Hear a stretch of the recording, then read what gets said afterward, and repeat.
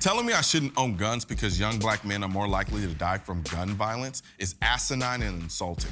You either think I'm too stupid to know that a vast majority of those deaths are drug and gang related, or you're a racist who thinks simply being black and having a gun makes me more prone to violence.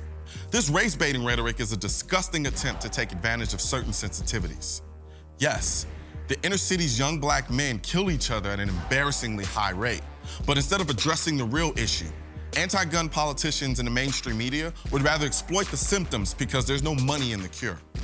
The vast majority of African Americans are good law-abiding people, and many of them own guns. Yet the media keeps trying to tell me that the majority of black people are anti-gun.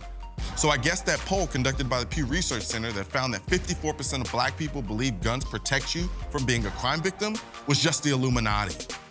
The image of black gun ownership has been hijacked and vilified by an anti-gun mainstream media, the same way they vilified the Cubans, the Italians, the Irish, and the Mexicans. They project and glorify this D-boy gangbang image as if African Americans are nothing more than that.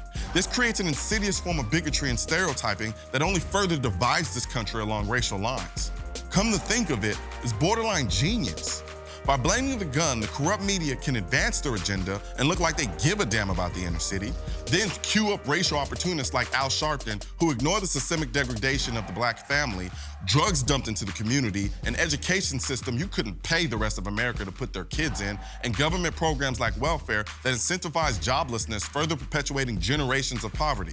Instead, he and his dark and lovely perm will continue pointing the finger at the whites will point the finger back at him, and the moderator will keep asking racially inflammatory questions, and the mainstream media sits back and rakes in the dough with their modern-day minstrel show they call journalism. Think about it. The same liberal mainstream media that claims to want to end gun violence in the inner city is the same liberal-minded Hollywood production companies and major record labels that glorify and perpetuate the drug-dealing, gang-banging black man with a gun stereotype. If we really want to solve these problems, we have to understand that it will involve changing generations, not simply election cycle statistics. It will be uncomfortable. It'll challenge our current idea of meritocracy. We must be willing to get rid of our egos. We'll have to embrace personal accountability. We'll have to sacrifice political correctness for honest debate.